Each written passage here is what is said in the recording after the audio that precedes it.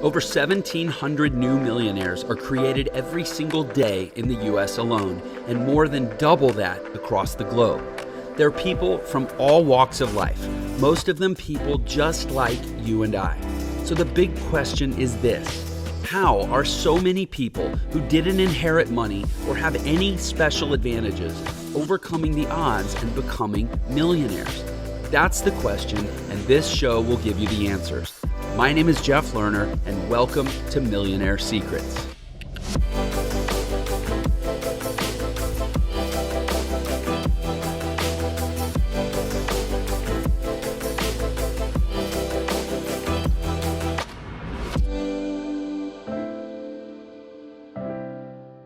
Hello, and welcome to another episode of Millionaire Secrets. I am here today with a newer friend of mine, which I'm excited to say I'm now a friend. I'm no longer just a fan geek. His name is Jon Benson, and I am a fan geek because Jon Benson is like the godfather of something that is very, very important to me, which is the ability to write persuasive copy and get people to do what I want them to do. Jon, welcome to the show. Yeah. Hey, thanks, Jeff. Great to be here, man. Yeah, this is exciting.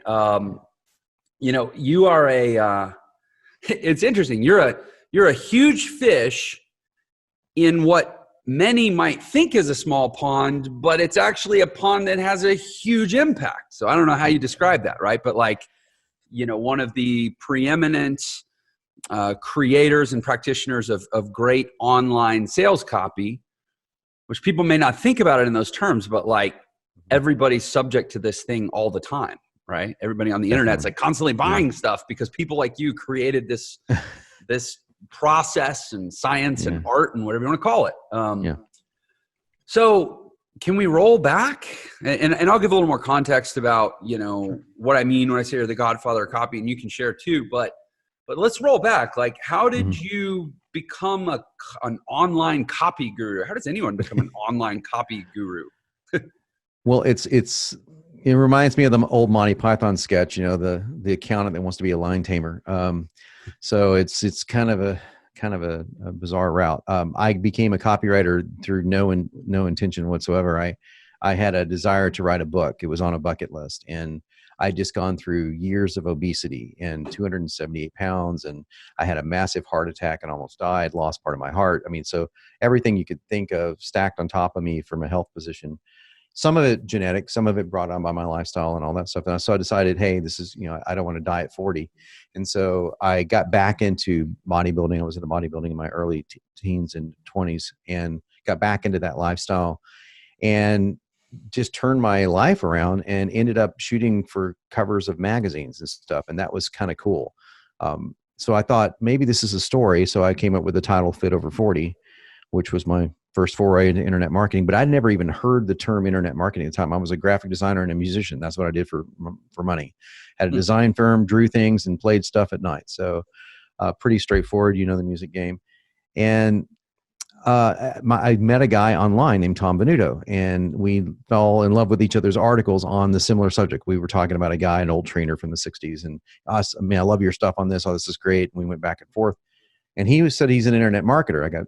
If that means you sell on the internet, that's all I know, right? And ended up a couple months later flying up to New York, hanging out with him, training with him. And next thing you know, he's like, hey, I love that book idea, Fit Over 40. I think I could sell that. So that's how it happened. And Fit Over 40, the sales page is still the same as it was in 2004. It's really funny. It's really dated, man. But that thing broke the internet when it was released. I had no idea, dude. I had no idea. And he said, the moment you see the sales of this, you're going to leave your business, which I thought was foolish because it was we just cracked our first $1 million year and I saw it in 3 days. I just gave the keys to my vice president. It's done.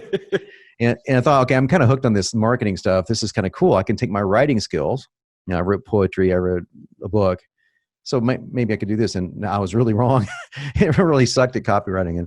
And I just remember seeing Tom's first letter for Fit Over 40. And it was like, dude, what the hell is this? 6,000 words long. And, it just sounds ridiculous to a layman, right? It just does. And I just dissected it and tried it myself, and I couldn't do it. And then I just kept stumbling until I just came across the idea of putting it together in slides rather than on a sales page. And that's became the video sales letter. So the Godfather. And this was, so the book was 2004, you said? Yeah, 2004. Yeah. Okay. So yeah, the VSL slideshow model. I came on the scene in late 2008. And I feel like it was within a year or two that the slideshow VSL kind of started to take over. Yeah, 2006. Right? I came out with the first one in 2006, early 2007, and I came out with my course in 2008. So by 2008, there were thousands of them out there. So I came on the scene, and we're going to back up and talk a little more about this because for someone like me who had kind of the same thing as you, like there was life before I understood the power of internet marketing. And then a thing happened and I was like, whoa, okay, that's what I'm going to do. And then life after.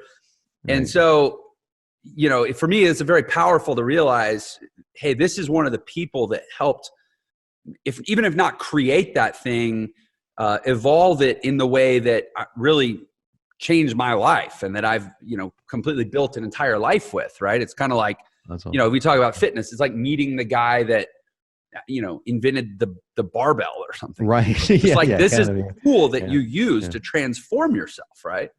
Yeah. I'm looking at Tom Venuto actually right now. So apparently there's another really fit internet marketing person out. A lot of the times the stereotype of the internet marketer is either really nerdy or maybe like pasty and chubby, but right. Barely, there's a few jacked ones. There's a few of us out there. It's in our community, of course, the fitness community. That was all I did for years, right? And I got to know all those guys, and most of them were fit. Some of them were just good marketers, but most of them were pretty fit. But yeah, it's been weird, Jeff. I never thought that that would do anything. I just thought that this is a better way to psychologically present a sales page. And for whatever reason, I found out I could write in chunks better than I could write in a letter. And so that just basically rewired how my brain approached the project. And next thing you know, I'm writing VSLs for people, and I had a whole different career, and it was kind of crazy. So let me articulate a little bit, and I'd love to hear your explanation of it too, but like what we're talking about, right? Because there's, because we're like frighteningly similar, and we were kind of joking about that. We're both from Texas. We're both former professional musicians who are obviously still musicians. We're both big into internet marketing. We're both big into copywriting. We're both big into fitness. Both our names start with J. I don't know. I'm reaching, but I'm sure there's more. Yeah. That's scary. It's kind of strange. So there's probably so much assumed knowledge between us. Yeah. That it's important to back up and, give context for the audience. But so what Jon's talking about is, and I remember like the program that I first got involved with online, it had a sales letter. It had a traditional long form, old school copy style, Gary Halbert style sales letter, just a big long thing. Like you're talking about 6,000 words. And it's so weird to think in hindsight, to try to look back at life through the lens of ignorance before I understood what direct response was and what copywriting was. You didn't have that perspective back then. And I just remember reading this really long letter that just sucked me in. Like for some reason, I stared at my computer screen like a deer in the headlights for like an hour. And at the end of it, I was pulling out my credit card to buy this training course. Essentially with the promise of like, hey, you know how you're about to buy this training course? Well, I'm going to teach you why. So that you can harness the power and use it to sell your own stuff, right? Exactly. Yeah. Right. And then I remember for me, within probably a year, again 2009, I think I actually learned about it. I think it was from like Ryan Dice did a thing. Where he talked about taking your sales letter and moving it onto slides. Right. And now, for people, if you've ever been on an internet presentation where essentially there's a blank screen with words on it and somebody's reading the words, but you're listening to the words, but you're also reading the words, and the slides change pretty rapidly. That's what we're talking about. That's what Jon, I guess that was your big innovation. Yeah, that was it. There's a couple of things I've done that were pretty innovative in the industry. One was the first copywriting software, and then the first was the VSL. But so I taught Ryan. I went down to Austin to teach him the video sales letter method. Just got a call out of the blue and said, I was in Dallas at the time, so I drove down to Austin, and that's how he and I met and been friends ever since. And but yeah, that was kind of cool. I mean, I felt like I'm onto something, but I didn't know what to do with it. I was like, yeah. So yeah, it took me a couple of years to produce a course I really was satisfied with. So. Yeah, well, I mean, and is there any way to really even quantify the value of that innovation? I mean, you have a sense? Like $100 billion or something? Yeah, it does about $15 billion a year for people. That's our best guess. That's calculating the people that I know and just guessing. I know it does over $1 billion a year just for my VSL students. So just for the people going through my course. So that I know for sure. And that's just the people that I do know. So I don't know how much it could actually be quantified, but I do know that the approach has been, it became, it got taken from there into webinars, and, there's so many things that grew from it. So somebody had to do it. And, I was the first guy to do what became known as the ugly VSL. I mean, there was obviously PowerPoint presentations, and I'd never even worked in PowerPoint before. So I just thought, I took my advertising background because I owned a design firm, and applied the red, white and black model to it. And then I studied NLP in college. So I said, okay, I'll just take NLP and stick it in the slides. And next thing you know, it became the thing. So yeah, I mean, it's kind of counterintuitive. I mean, again, for us, it's just assumed wisdom, right? This is what you do. And frankly, until somebody beats it, this works so well. Why bother to break it? There's so many other variables you can test. Don't test that because it works. Yeah, it just works. Yeah. But it's kind of counterintuitive probably to the average person. And certainly if you go to like a business conference or something, people have the slides with the automations and the caricatures and the colors and the starbursts and whatever. And it's like, nope, suck all that out of the room and just give me a blank page and some black words with occasional red accents and just read what's on the page. Don't even really elaborate. Don't improvise so much. Yeah, you don't have to. Yeah, you don't have to improvise at all. How you read it is important. And I was lucky that I came from a background where I did acting, and so I knew how to do certain voice things, and yeah. So I just took that and applied all those techniques inside of a course and inside of a system. But I've seen guys like, I remember the first time I saw the Porter Stansberry End of America VSL, I thought it was terrible. And obviously I was totally wrong. It wouldn't make like $100 million. I thought it was terrible. And it's because the guy's go, hi, I'm Porter Stansberry. I'm the director of, I'm like, dude, this guy could not be more boring. And I was like, and then I met Mike I was teaching a VSL workshop, and Mike Palmer, the guy that wrote it, along with all the Agora staff was there, Joe Schriever. And it's like, I was like, dude, I thought that thing sucked when I first saw it. I thought it was like, there's no way this is going to win, but man, I was wrong. But he just dialed it in. It's counterintuitive. That was counterintuitive to me. So my point is, if it's counterintuitive to me, the guy that started it, definitely it's going to be counterintuitive to most people. I mean, you're not going to think you hear this all the time, I'm sure. Who on earth is going to watch an hour-long slide presentation with nothing going on but slide? I mean, it's exactly backwards of what you're getting in the television model, where you're getting inundated every 20 seconds with, and there's 1 to 2 second jump cuts constantly throughout, a lot of stuff. And so that just breaks the reason why it works, I think, is because it breaks through and hypnotizes. It gives you a hypnotic feel and breaks through the noise of the internet, which really is something that everyone needs to focus on if they want to get noticed. And it's just different. Even today, there's still people that have never seen one. So it's still. Yeah. I was going to ask, has anybody ever studied it? Like, has this been like academically validated? I mean, we know it from experience, but has anybody ever tried to figure out why it works so damn well? I'm the closest guy to that. I mean, I'm certainly not from an academic point of view, because I don't know if there is a PhD in persuasion, but if there is, I would love to teach it. Call it Robert Cialdini or something. Robert Cialdini. But I can, just knowing persuasion really well, I've dissected the reason why many times in talks, and it ranges everything from, I mean, we're using messages across slides, like the words I bold and make red are actually messages across slides. So we're doing some subtle, like ethical, hypnotic suggestion kind of stuff.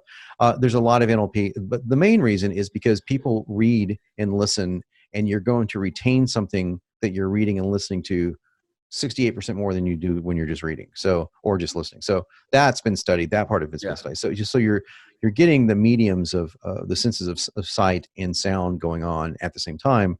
And if you combine that with a rhythm to the copy, if your copy has rhythm to it, and we can talk about rhythm of copy, that's one of John Carlton and I's favorite conversation to get into, because he's a musician as well. And rhythm, every great piece of copy is rhythmical. It's got a rhythm to it. And if you combine that with how you read it and how you enunciate it, just like I'm doing right now, there's a rhythm. You can hear the rhythm, right? Mm-hmm. That becomes super hypnotic and super persuasive. So, yeah. So that's some of it. Yeah. I mean, and it's funny, man. Like I try to think sometimes about, it's kind of like musicians, like you get a couple musicians talking about like you mentioned, playing Rush covers, right? Like, man, did you hear the way like Geddy Lee like implied the Lydian mode in that turn? And like, we sound like nerds. Yeah. Our little world, and we talk about our stuff, and most people are like, but it's kind of like music, because it's like, you may not know what the Lydian mode is. You may not ever want to know, but trust me, there's a way that it makes you feel. Mm-hmm. That sharp four gives you like a lift when you hear it. Yeah, right? And I think that's what I want people to hear from this conversation is like, you and I are nerds with words. We use it to an effect, and that effect is very dear to us. It goes way beyond money, frankly. It's almost like doing like a magician, like just loves doing magic, right? It really is. Yeah. But for people to understand the value of what we're talking about, I mean, because I think about who's my audience for the Millionaire Secrets show. Mm-hmm. I think it's largely an aspirational audience, people that are aspiring to some sort of more in their life, some sort of change, some sort of shift, progress, growth, whatever. You got to pick a few things in this world to learn. That's true. And I mean, getting good at using words to drive human behavior. Yeah. I don't know what else there is that you could spend your time on. People spend their time, learning all the batting averages of every person that ever played for the Chicago Cubs. Like, that's not going to move your life forward. Not much, no. But this will change everything. Here's a way to dimensionalize this, if I can. Like think about the most important events in your life, whether it was the day that you got married or the day your child was born or whatever is the most important. How much did words have to do with it? Think about the things that you remember. Are they events, or do you remember what people said to you? And what they said to you made you feel a certain way. And that's what you're going to remember, is how you felt when you heard or read or saw something. And all those things imply words. When people think of movies, what do? They go, oh, this great movie, I remember this line. And they're talking words. Mm-hmm. So words are incredibly important tools to be able to use and to master. And to master ethical persuasion, which is what I talk about, is, I think, the most important thing for any marketer to do. Anyone can be persuasive if they're lying. I mean, they can just say, hey, there's $1 million under my bed, and I'll give you a map to go out and try to find it. Buried in my backyard, But it's very difficult to do that when you're not exaggerating. Well, exaggerating within reason, but when you're not exaggerating beyond truth, right? When you're just, So that's a skill, and it's one that I think that I dedicated the last 8 years of my life to software to help people do that skill without having to learn the skill itself. So that they access the words and the persuasion just by filling in blanks, so to say. But at the same time, they learn, and they learn why that is persuasive, and that's a huge difference in how I teach things. I want people to know why it works. Yeah. So I'd like to talk about your software a little bit. Sure.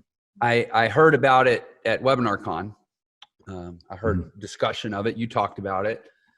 And that was my first exposure to this idea that frankly defies a little bit of, I don't know, maybe it stretches the mind to think. It's kind of like music. Like if you told me like, I have a software that will compose beautiful music.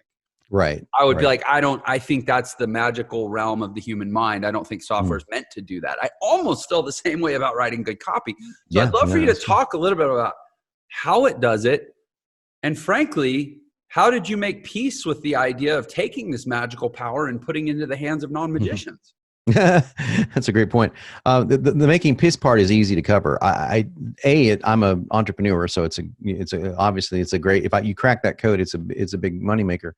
More equally important to me is I really want to make a difference in people's lives. And so just the other day, I get stuff like this all the time. It's like, dude, you helped me so much. I was broke. Now I got 500 students who are making, all this kind of stuff because of software, and they're just learning things faster because of software. So the software doesn't write copy, out of the ether. We're not talking about full blown AI yet, although Copy Pro is definitely the closest thing to AI, and we're as far as getting legitimate A-level copy head to toe. You got things like Persuade, which is all AI, but they just take existing copy and they try to make it better, right?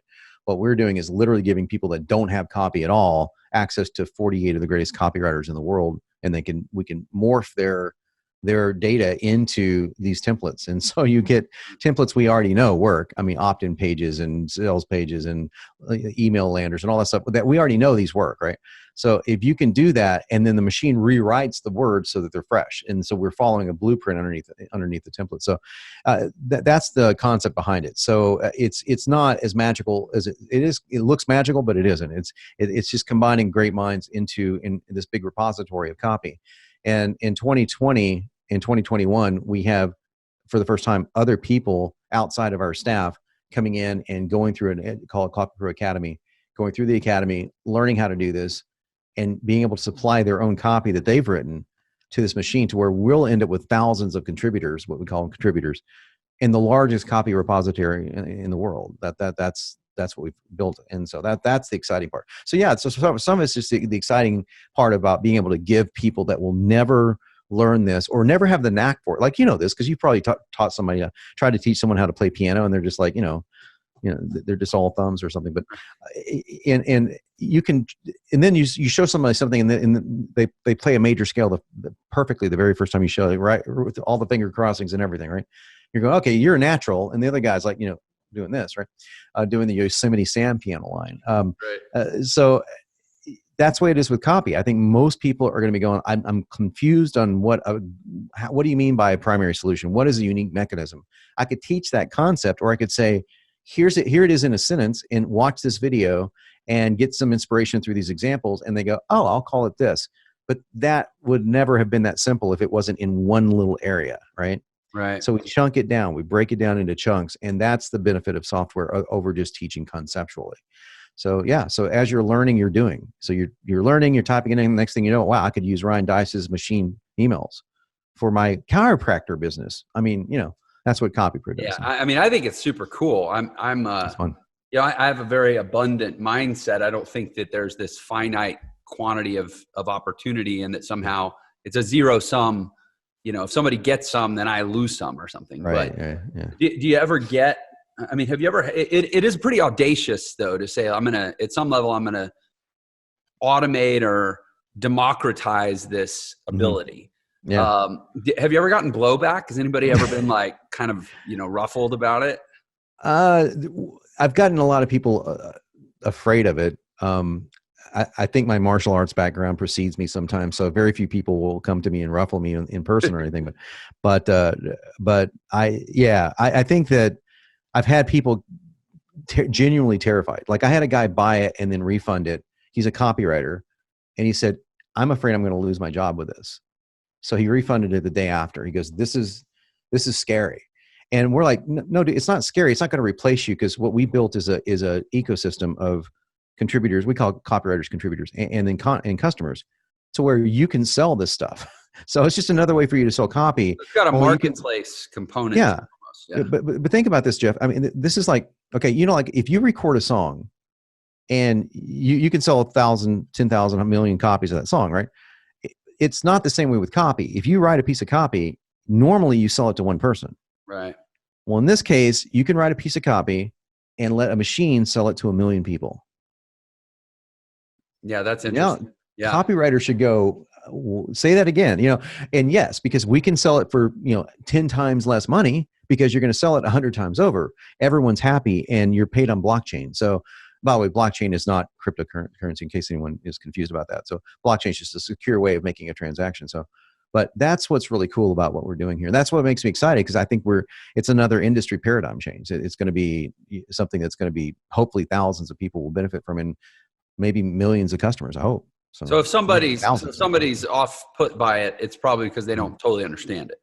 Yeah, it's we're always fearful of what we don't understand, and so Right. that kind of goes hand in hand. But also, it's an egoic thing. When somebody has, if I built my egoic self around Jon Benson, the copywriter, I would constantly be crushed Right. because I would be looking around, and sure, I hear people say, "Oh, you're one of the best guys ever," but I know the truth when I read a Chris Haddad letter, or I read a John Carlton letter, or I read a Gary Benzavenga letter. To me, I'm looking at those guys going, "Oh man," and that's incredible. Now I've had all three of those guys go, "Dude, I read your Truth About Abs letter, dude, that's incredible." So they say the same things, but it's different because you're personalizing that experience, right? Right. But if I had my ego wrapped around that, then I'd be in deep crap, man. But I don't. So my ego's wrapped around other things probably, but that's not one of them. So I don't mind that other people have access to this. In fact, I want to give it to them, and because I think it's important that we persuade people for the best reasons possible. Of course, persuasion's like a loaded weapon, right? You can use it to protect your house, or you can use it to rob a convenience store. So I choose the former. Yeah. I hope everyone, I mean, Usually. to us, it feels like it's probably a point that's been made ad nauseum, the whole, like, the power of persuasion thing. And persuasion is like it's the most powerful weapon in the modern world. I mean, there was a time when like a gun or a big cannon or an artillery shell was the most powerful weapon. But in the world we live in now, where the pen is mightier than the sword, like persuasion is it's literally how you accrue power, influence, authority, opportunity, relationships, security. And that people, so again, for you and I'm sure you've probably made that point to people 1,000 times, and I have too, but I hope that maybe if one person out there can realize that if you were better at persuasion, you would have the things you want in life, maybe the things you even direly need. Yeah, there's no doubt. I mean, that's the key to having your dreams come true, as tried as that sounds, is the ability to persuade others to a certain position or viewpoint. And I just tack on top of that to ethically persuade others, because I give this example a lot. Let's say that people that get icked out over selling, it feels icky. Sales letters feel icky. I'm like, imagine these two scenarios. Like, you have your best friend or your lover or your mate or whatever is in a house, and they're completely unaware because they have headphones on and they're asleep that there's a big fire that's been started in the house. So you have two choices. You can walk in there and you can go, "Okay, listen, I'm sorry to bother you. Look, I know this is probably bothersome, and if you want this, it's cool. If not, totally cool. I totally understand. But would you come outside with me? If you want to stay here and watch television, totally fine. Or would you go in there and like get the? Can you swear on your show? It doesn't bother me. I can't speak for every listener, but Okay, well, close your ears. I say just fuck it, man. Yeah, get the fuck out. You grab them, get the fuck out. You're going with me right now. And if they're protesting, go, "Look, dude, your house is on fire. You're going to die unless you go with me right now." So I take it that you're going to die unless you do this right now. I can literally say that in a weight loss letter. And I know, because I almost died. So I'm speaking. So am I speaking less truthful when I say, "Listen, you're probably not going to die or anything. It's probably not, weight loss isn't life or death." I'd be lying. But when I say, look, weight loss for me was life or death, literally on a gurney up in a care flight helicopter with my nose pressed against the ceiling. So with an elephant on my chest, these are very bad combinations, folks. I mean, so you don't want that, especially when you're 38 years old. This is kind of crazy, right? And you're a guy that doesn't do any drugs, and there's nothing nothing illicit going on, right? So that's what I talk passionately about, that stuff. And I talk passionately about, I write in I love the relationship space, especially the love space. So I'm a big love freak, and I'm writing a book on love. So and I talk about these things because they are the most impactful, moving things in the universe to me, is what you can do with your health, your abundance, and more importantly than that, to me, than everything, is your connections, your love. Yeah. So yes, you should talk about those things as grandiose as possible, but with conviction and persuasion skills matched with your passion. So a lot of people can talk passionately about something, but they have no power to convict somebody else of that passion. And that's what copywriting really is copywriting is, to me, is the ability to take somebody and have them share your passion, your conviction for something when they come into it moderately interested. But by the end of the experience of going through the copy, they're convicted that any other choice would be a choice of ignorance, a choice that would be belittling to them. So that's persuasion. And that's only works if you're talking about something that deserves to be persuaded toward, So if I'm saying, look, I got this pill over here that cures cancer, don't you need it? I mean, and it's a pill of sugar or something, then clearly you can use the same skills, but different results. Yeah. And it's interesting to think about, okay, so, because you're right, man, I still get it. Like even people leaving comments on my ads, like, oh, this guy is he's just a salesman, right? It's like, first of all, just a salesman. Yeah. You like getting a paycheck because whoever pays you is making the money to pay you with because somebody's selling something. Exactly. Yeah. So, I wouldn't be so dismissive of selling in general, but no. Remove persuasion. What is a person who has belief but lacks the ability to persuade? That's an angry person.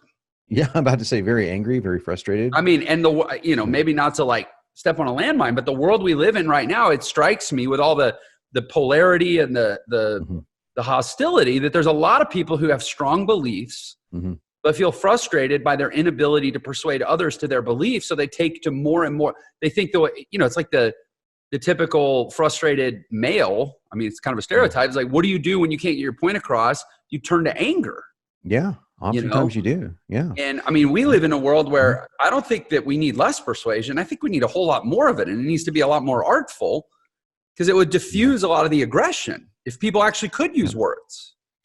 I tell you, in the copywriting world, Vin Mattel is a friend of mine. I've talked to him, did a job with him once, and we've been friends ever since on Facebook.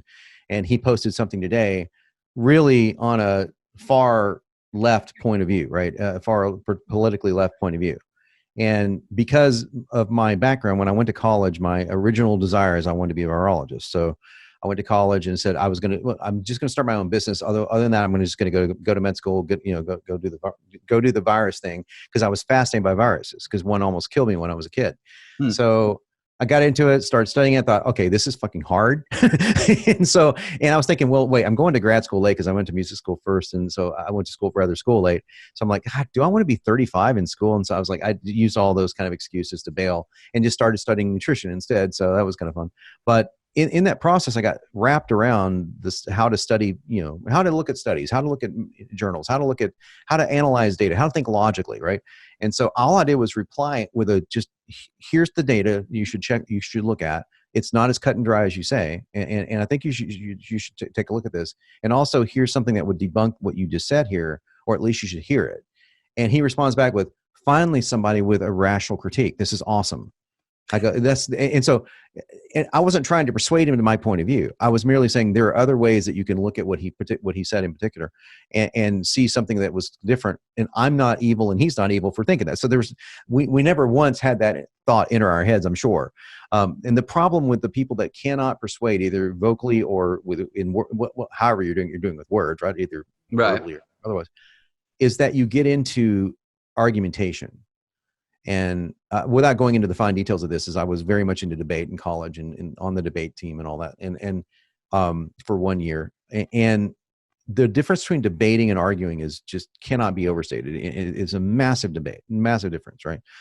Between a debate, which is taking a premise and a conclusion and simply invalidating those points through rational argument, without having any sort of ad hominem attacks against the person, right, or any kind of, there's no emotiveness in it at all. You can do this completely emotional free. Learning that exercise is super important for persuading copy too, because you can look at it like a litigator. You can look at it like I am going to form a premise. I'm going to go this, and walk someone through something to where they go, wow, I never thought of it that way. Wow, I didn't think that was the way, but that sounds really interesting. That's all awesome. And then you still have to know how to sell. And that's what we're getting to. You said the sales thing, right? People are icky in sales stuff, right? Without knowing how to close that sale, all you've done is persuade someone to go, I'll think about that. Yeah. It's the worst thing you can hear. It's like, you want somebody to go, oh, you've got me. Here's my credit card. And as long as you're selling something ethical, you're doing them a disservice. You're doing someone a complete disservice if you do not sell. If you don't know how to sell, and I mean sell like a banshee, man. I mean, sell like a motherfucker. I mean, close. If you are missing that skill and you believe these two things have to be true at the same time, and you believe that what you're doing is either what you're selling or doing is ethical and right and good for the person. So I totally know this about all my products, 100% convinced of this, right? Then you're doing them an ethical disservice by not selling to them, because they're walking away not buying something. And the argument is, why don't you give it away for free? Because no one uses anything given away for free. The human mind, the psyche isn't wired that way. We want to put flesh in the game. That's how we're wired. So you have to get some sort of an exchange. We know that the exchange systems work. So in order to get that exchange, that means you sell something and you give something. It's really simple. But without knowing how to do it well, you're always going to be struggling. People know how to sell will never be out of a job. Yeah, they'll never be out of a job, and they'll really, I would argue, never be out of joy for too long. Yeah. I mean, you can always work your way back into fulfillment if you know how to steer the universe to your designs. Like, it's to me, sales is the greatest art science hybrid, right up there with music. Yeah, I think something that's left brain, right brain. You heard the joke, Jeff. What's the oldest profession? Yeah. I mean, people say prostitution, right? I said, no, it's marketing. She had to sell it first. So, yeah. So it still comes down to marketing. Sales precedes fulfillment, right? Exactly. Literally in this case. Yeah, exactly. No. So anyway, we are clearly of a like mind. I hope that, again, if this message reaches one person who's like, I am frustrated in my life. Wait a minute. These guys are saying it's because there's some gap in my ability to persuade, and they go close that gap. Then we've changed somebody's world. Absolutely. So, and the worlds of everyone that they come into contact with. That's what gets me off. That's what, why do I not mind, downloading my brain into a computer, so to say. I mean, fictionally speaking here, is because I know that's a greater way to get, what little I know out to people and have them expand on it and have them change other people's lives. That's much more meaningful than going, oh, I have a second Ferrari. I mean, I don't know about you and where you land on materialism. It's like I lived in a mansion in Malibu, and as people thought, oh, well, you're just this materialistic guy, right? I'm like, no, the only thing I've ever wanted was a house on the hills, and it just so happened that this house was available, and I got it for a steal, and it ended up being the dream home for years until it burned down in the Malibu fires. But I had fortunately moved out before that. But my point is that if I didn't have that vision, that was a earmark of my vision. So I get some people could put a Ferrari as the earmark of their vision and say, here's when I know that when I drive a Ferrari without payments, yes, you've arrived at some case. I'm not knocking people that are car freaks. I'm just saying that one of the earmarks of mine is how many other people come up to me and say, dude, you changed my life. So that's an earmark of what I want to do. So to do that on a bigger basis, it requires software. Well, I think it's super cool. I'm actually hoping you have an affiliate program. I'm going to check it out. And I have a community of emerging entrepreneurs that, everybody needs help with their copy, if only to save time. Yeah. I'm a pretty good copywriter, but that doesn't mean I always have time to take what it takes, Yeah, Onyx Singal I was on WebinarCon today, and he wanted me to demo the software for his guys, and he's such a big fan of it. He's buying a license for it for his internal copywriters and for his copywriting crew. So it's super important to do this, but the time it takes to get good at it is measured in years. If you do this and you don't have a starting point, and machine learning and allowing you to see how things are done cuts that from years to months, or to minutes, actually. I mean, because if you really get down to it. So yeah, I think technology is really big here for that.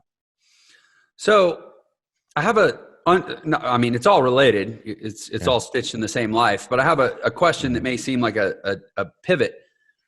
You said you studied nutrition in your mid-30s. In college, yeah, and then I went on to study and do a CCN. Okay. Yeah. So maybe it was late 20. You were saying you would have been in college when you were 35 if you stayed with. Yeah.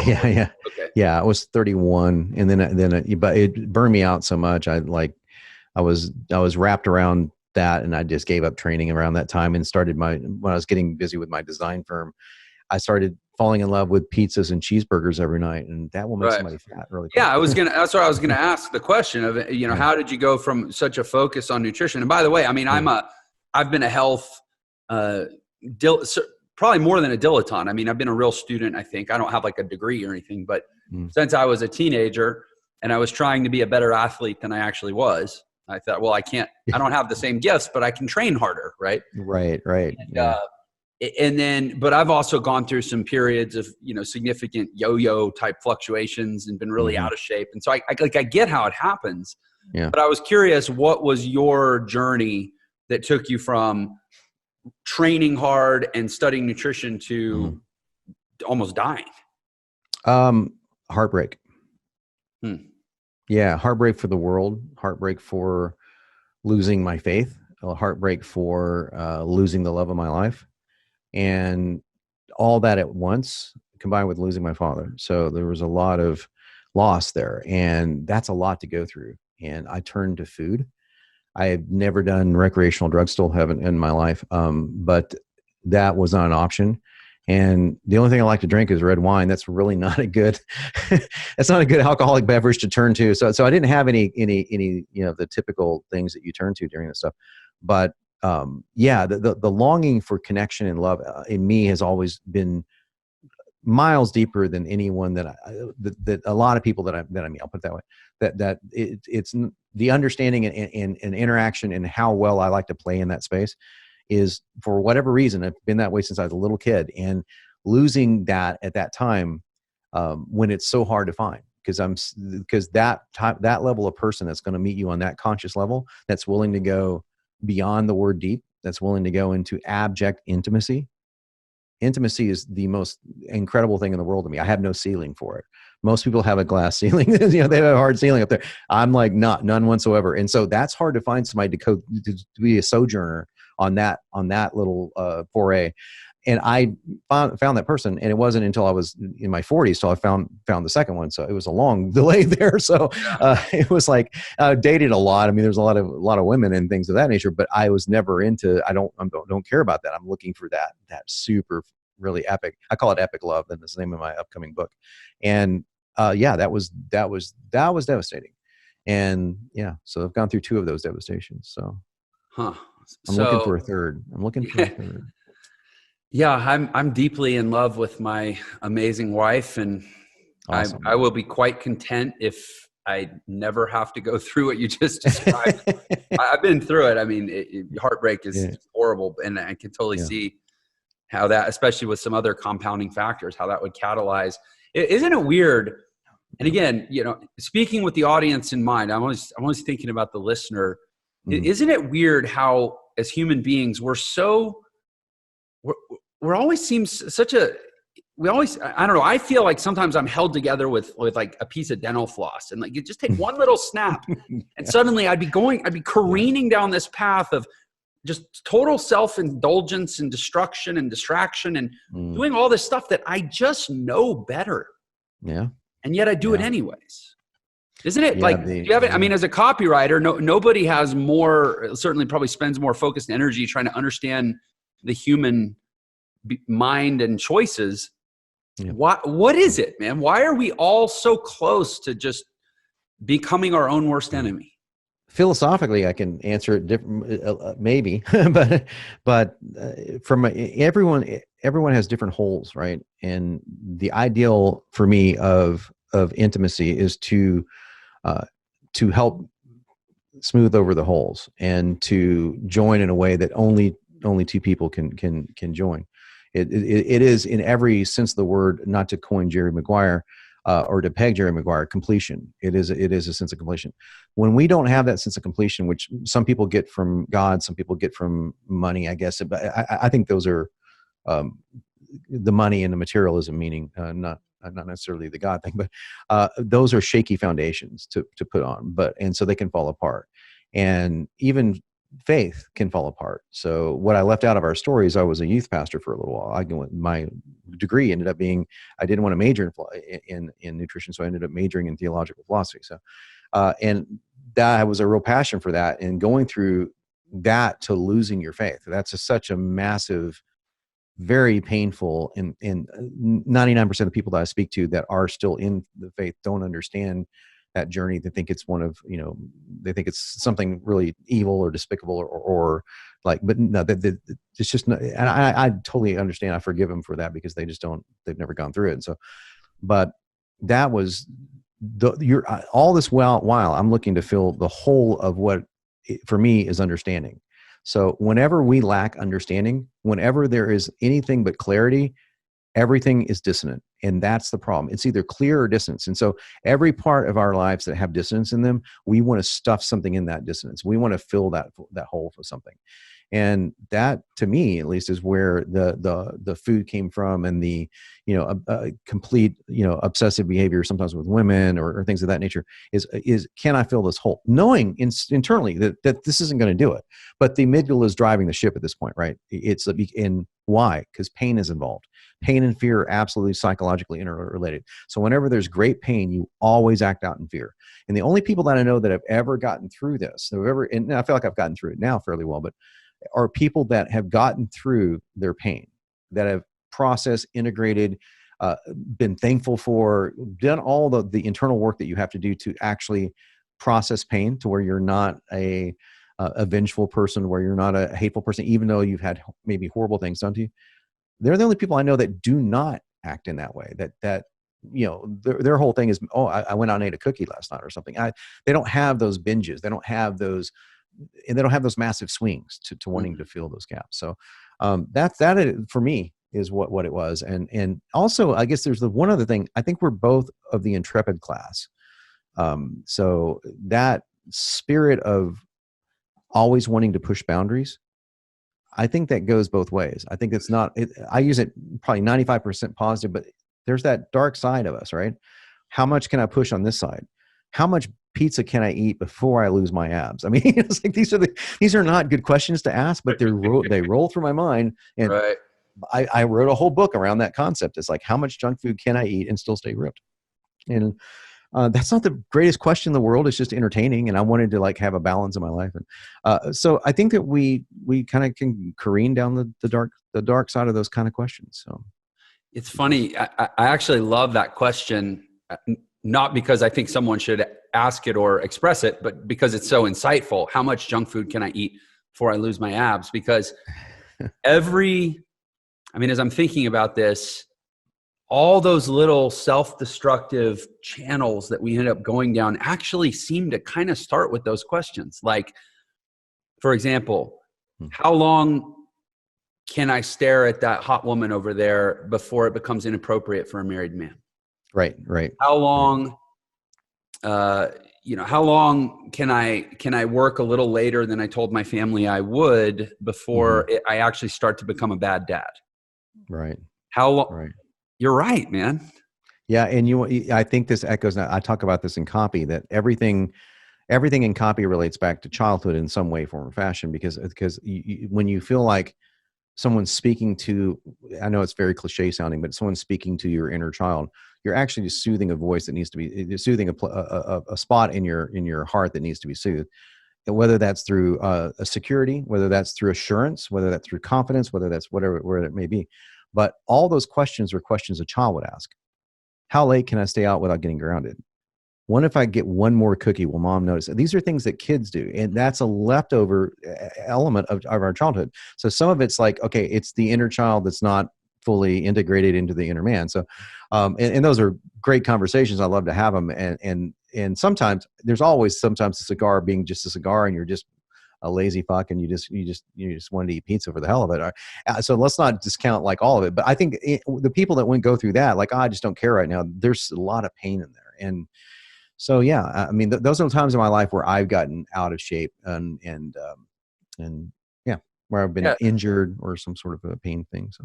Yeah, it is. You're right. I mean, the pain and what occurs to me is, I think a lot of people, and I get this a lot in my world because I'm a big video marketer and sort of what I would consider I consider myself to be a video-based persuader more than written copy now. I make a lot of sales videos. My sales videos, when I was an affiliate marketer, had a pretty good reputation of hey, if your stuff's not converting, use one of Jeff's videos kind of thing, right? I just do that well on camera. So I've had a lot of people want me to kind of bottle it and serve it to them. How do you do it? And what I find is that a lot of people, and I'm assuming this applies to copywriting too, it's actually that maybe scared, maybe vulnerable, maybe a little dark, maybe just the uncomfortable part of ourselves that we actually have to tap into to do these very human, things that are driven by impacting other people's behavior. You have to have like that limbic resonance to actually move a person. And when people are resonating with you, it's because you're not necessarily making them feel something. They're feeling something from you. And so the people that can't go to these places a lot of times are the people that would struggle to actually get the results in their life. And I think of like Brene Brown talking about the power of vulnerability. If you know how to go to a scared and painful place yourself, it's actually more likely that you'll be able to impact to someone else. Yeah. And have you experienced that actually a lot of the blocks that maybe stop great copywriting or great marketing are a lot more spiritual or personal than maybe tactical? Oh God, yeah. I mean, you hit the key word on the head when you said vulnerability. I mean, the analogy I give in one of my copywriting courses is which is the warrior that has the most power? The one that holds his sword in his hand with both hands grasped around the base of the sword, or the one that takes it in one hand and puts it down in front of the other guy, lays his sword on the ground. Which one has the greatest power? Which one's the braver man? Right. There's no question which one's the braver man. Either that or he's like, chicken out, I coward. No, I'm saying, and these guys are both equally skilled warriors, right? Well, that's a degree of vulnerability that most people will never know in that world, but they can know it in their personal life. They can know it with their wife or husband. They can know it with their children. They can know it with their friends. In my case, they can know it with their lovers. So it's just, that's, without that, you will never go to the depths of places that you can go to reach the amount of people that you want to reach. And I'm not saying that everyone that reaches tons of people are these, enlightened, conscious beings that are, great. They're not virtue lightning rods or anything, but they are. I think a lot of the better writers are like a lot of the greats definitely are, and they're people that they can dimensionalize their own pain very, very well, which means they can go into that vulnerable spot. Yeah, I tell people all the time that my experience of doing a whole lot of, and we put these labels on it that maybe almost seem to, especially if you don't come from our world and have a deep passion for marketing, some of these labels can kind of cheapen what we do. Things like brand building or, I don't know, building awareness or, expanding your footprint or whatever. But a lot of the stuff that I do, I tell people all the time, I'm like, learn to, start shooting videos, not because you'll be refining the ability to impact other people, but you'll be processing and developing a depth internally that's just healthy, man. It's like free therapy. Mark Zuckerberg created a mechanism to get all the therapy you could ever need for free just by going live and talking.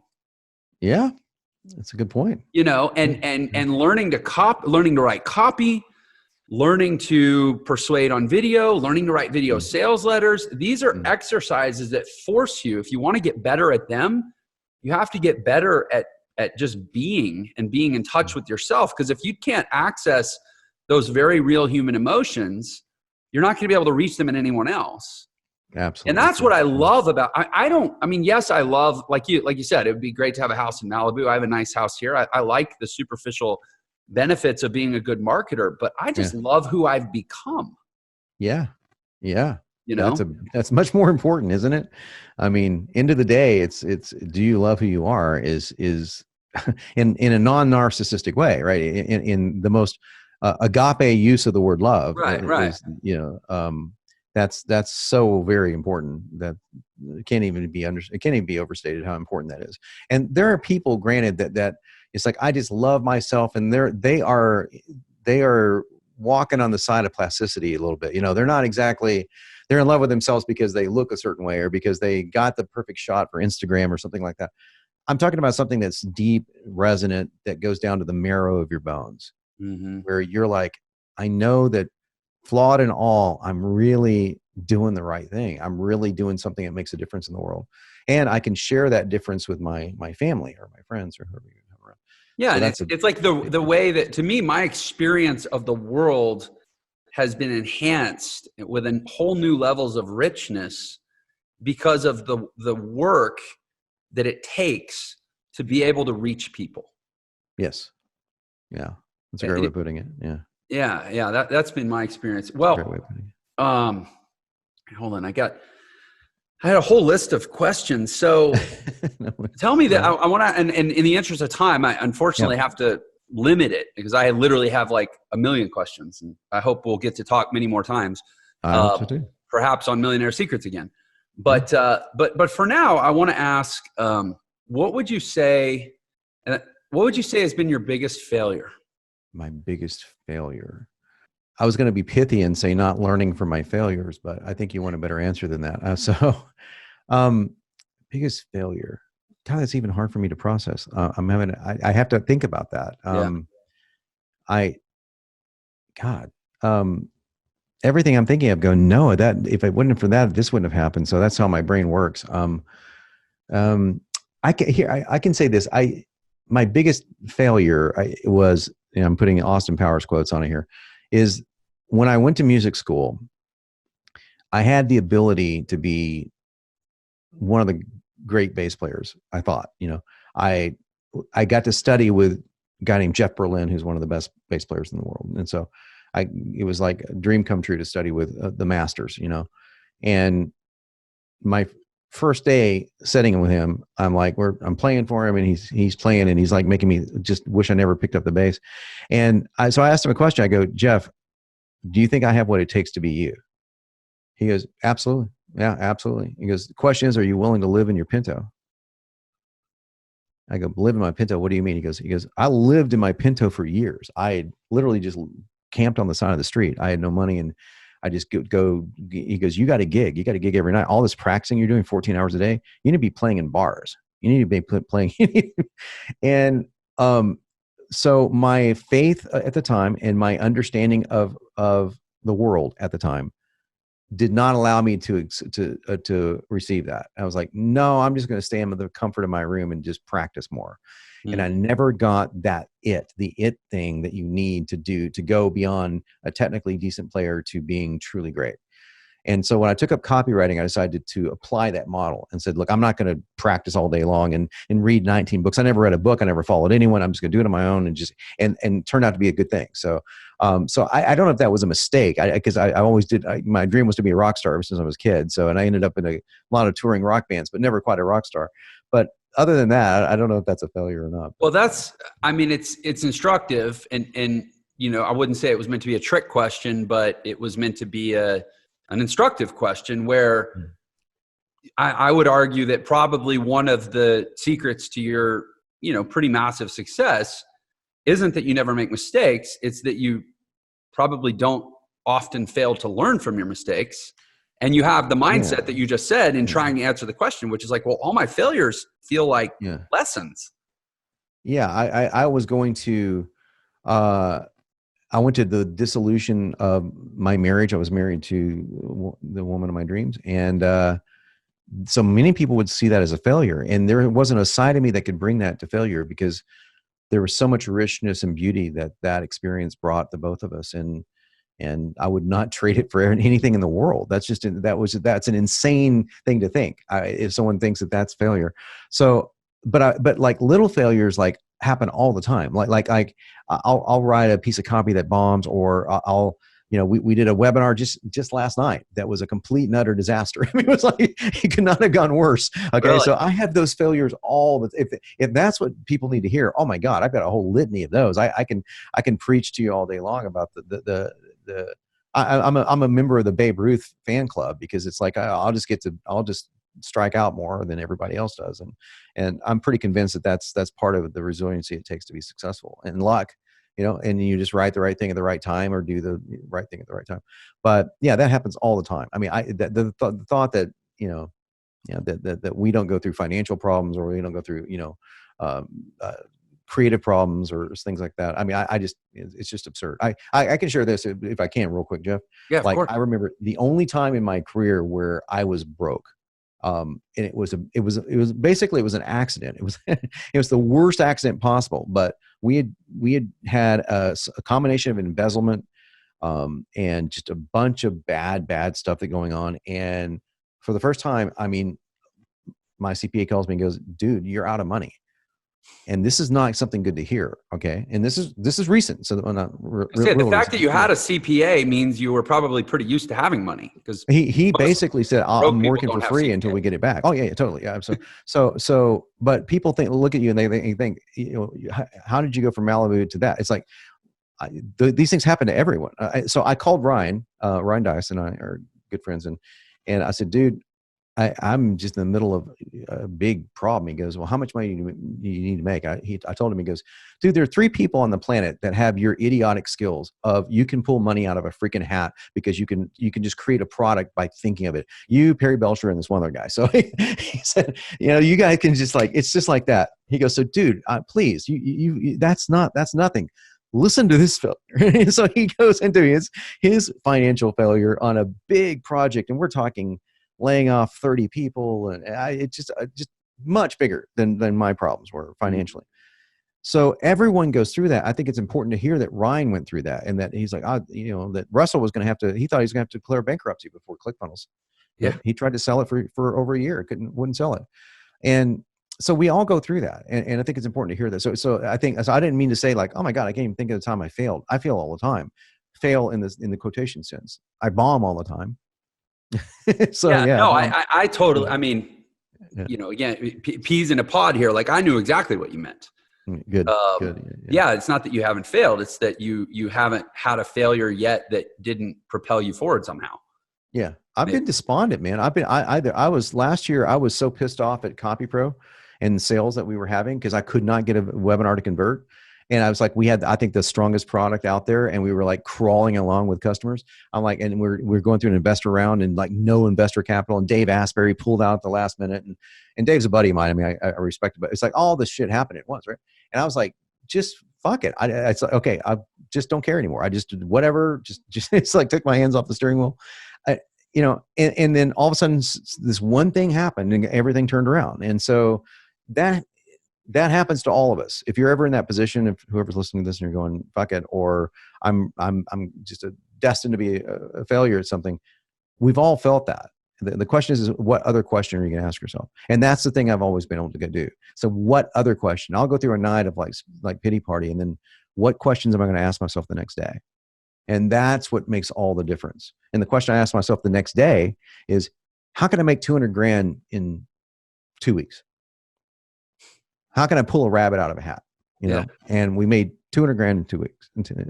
So just pulled a rabbit out of a hat, created something that never existed before, tried something I'd never done before, and it worked. Now that was, so you can do those things. I'm not saying you can make 200 grand in 2 weeks, but you can do those things only by asking the right questions. So at first I was like, crap, what am I going to do? Or the questions that don't do anything, but asking more specific questions like, how can I do this? Your brain is a very, very specific machine. So yeah, I actually love that. And I think this is probably a pretty close to an absolute truth.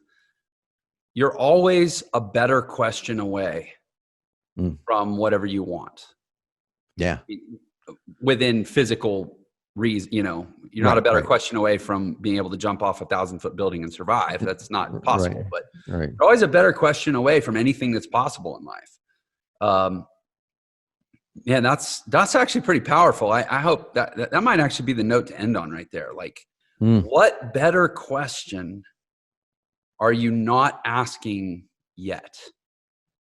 And get still and get quiet and lean in and figure it out.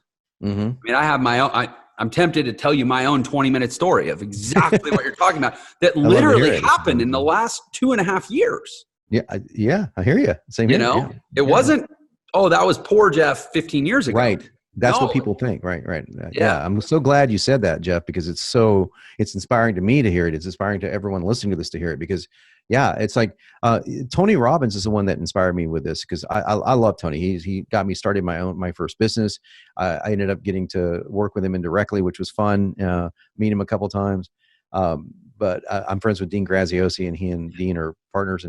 But let me tell you, man, it's like he said, look, the quality of your life is determined by the quality of your questions. And I thought that was a profound statement. So I run with that one. I don't claim it as my own, but definitely it's a good one. Awesome, man. Well, this has been really powerful for me, and I'm sure for a lot of other people who are going to listen. I'm grateful, man. I'm grateful to connect with you. I saw you at Webinar Con 4 months ago, and I'm like, that's Jon Benson, man.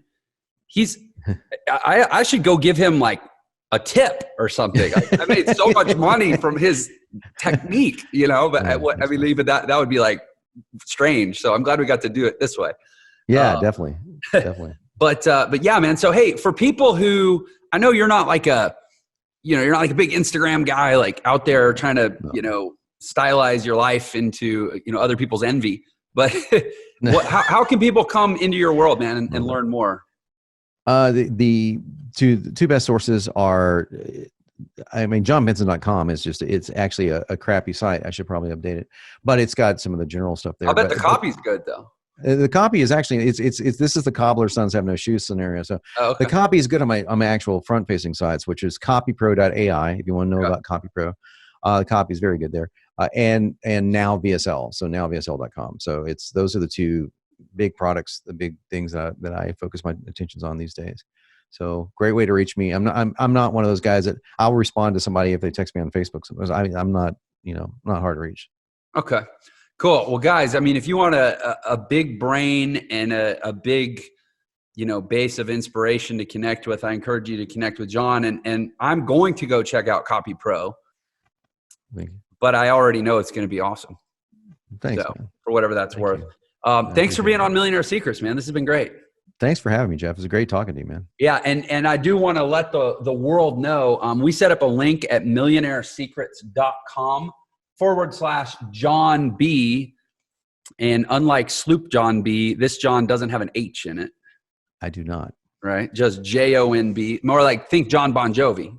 Exactly. Want to lodge the brain. There you go. Yeah. And we're giving away a copy there of our free ebook, The Millionaire Shortcut, which is the fastest way to become a millionaire in the new economy. And I'll give you a hint. It has something to do with getting good at persuasion and words. Not surprising. Awesome. But you can sign up for this podcast. You can check out our YouTube channel there, and it'll let us know that you came as a fan of this episode with Jon. So millionairesecrets.com/Jon B. Check that out. And we look forward to seeing you on the next episode of Millionaire Secrets. Thanks again, Jon. Thank you. Thank you for watching Millionaire Secrets. If you enjoyed this episode, please share it with your friends and leave us a comment below. And don't forget to subscribe and turn on notifications so you know whenever we release a new episode. Also, if you want to learn the fastest way to become a millionaire in the new economy, click the link in the description below to claim your free copy of my book, The Millionaire Shortcut. And don't forget, Millionaire Secrets is available on all the major podcast platforms as well. Subscribe wherever you listen to podcasts so you can listen on the go. Thanks for watching.